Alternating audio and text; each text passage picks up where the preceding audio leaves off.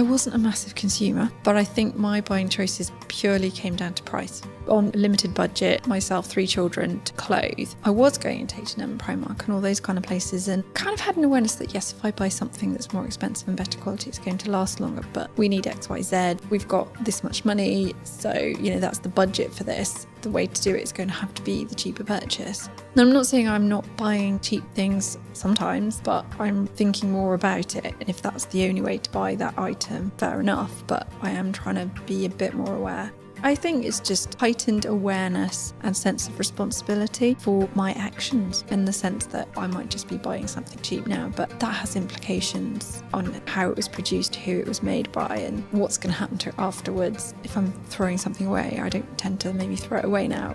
With my children, it is permeating through to them as well, that they are more aware and they are questioning, where is that made, mummy? Or can I refashion this top? I don't like it anymore. Can you help me sew this? They are wanting to do what I'm doing and take part. So yeah, hopefully that influence then will stay with them as they make their own buying choices.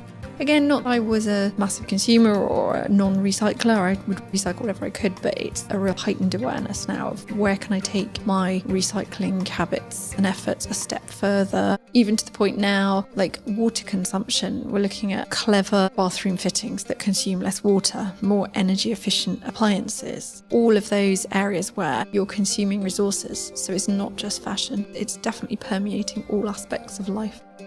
It's given me the confidence to adapt clothing now. Instead of putting them straight in the charity bag or throwing them out, I now think, well, what can I do with it? It's made me relax more about thinking outside the box, so I'm becoming more confident. It's provided me with a chance to think creatively and constructively about my clothing and being able to pursue something which perhaps I might have felt guilty about before, thinking, well, fashion is such a frivolous thing. But the one thing I've got from these workshops is it's absolutely vital that we think about our clothing, and it isn't a frivolous indulgence. We all have to wear clothes. We all have an environmental impact, and we should use this knowledge to think about how we can reduce the environmental impact.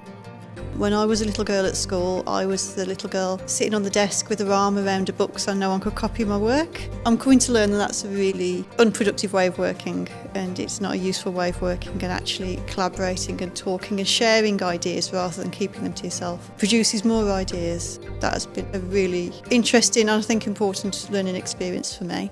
My habits as a consumer have changed and changed dramatically. It had been something that I'd thought about in the past, but I'd never actually acted on. I'm thinking a great deal more about what I buy and why I buy it, and just trying to be a little bit mindful, trying to keep in mind where it's come from and who's made it and why I want it and who has made me want it. I've always been aware of the adverts, but they just seem to jump out at me a little bit more now, and I'm looking at them a little bit more closely and thinking about the messages, trying not to let myself be swayed by them. I think the short-term rewards, that hit of dopamine or whatever it is very short-lived. Overall, it doesn't have a long-term impact on our day-to-day happiness. It makes us happy for a very short amount of time. And I know it's addictive, and I know how great it is to go and get something you want. It's sort of making a game of it a little bit and sort of outwitting the shops and outwitting the advertisers and outwitting the designers. You haven't tricked me into buying something that's not going to make any difference to my life. I think that one small thing was I didn't buy a new top for an interview last week. I had to look through my wardrobe to see what was in there to start with, rather than going out and buying something that I'd have worn just for one occasion, because I don't wear what I call work clothes these days. I have a uniform at my usual job. I do still buy from the high streets, but it's not very often, which it hasn't been, and I've been making more stuff. I was watching the Back in Time to the Factory programme on recently about a textile factory in Wales from the 1960s to the 1980s when it closed, and looking at the people in the 1980s when they said, would you buy British or would you buy the cheapest? And they said, buy the cheapest. I think it's probably still similar attitudes now personally, that people might not look at the background to an item, they'd look more at how much it's going to cost them. And I don't know whether much has changed since then in the general population. I'm feeling a bit more flamboyant. Suddenly find that I'm actually paying attention to what I'm wearing every day. Instead of just grabbing what I normally grab, I'm kind of looking, what am I doing today? What do I need to be wearing? Do I need to be a bit more practical because I'm going to be doing some gardening, cleaning loos and going to a meeting? Or am I spending a day talking to people where I can be a bit more dressy? So it's actually made me assess how I'm presenting myself to the world. But it's also made me look at accessories as well, which I've not been one for ever in my life. And now suddenly finding that I want to wear some nice accessories that pick out a certain colour or something, because it makes me feel good. So generally, overall, I feel good.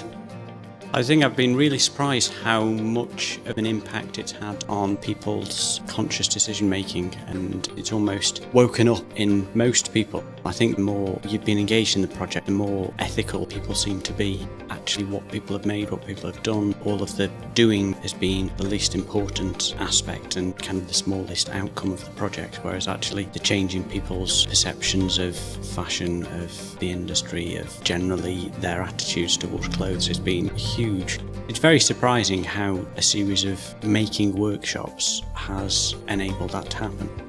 I don't think it's hard to make the changes. I think it's more about awareness and mindset. Once you've got a greater awareness of the impact, you want to make those changes. And they're not necessarily big changes and they're not difficult to do, because any change you make that is more sustainable is a positive change. And I suppose maybe it snowballs that you might just choose to start with your clothes. Or from a sustainability point of view, look at how much water you're using or how much electricity you're using and your impact there. When you replace a light bulb, look at a light bulb that's going to use less power. Those are small changes, and then you find that that's automatic and you're always kind of asking those questions. It depends, I suppose, a bit on your budget, because it's not necessarily the cheapest option. But once you follow that path, I think financially it balances out. I don't think you end up worse off to be more aware and more sustainable.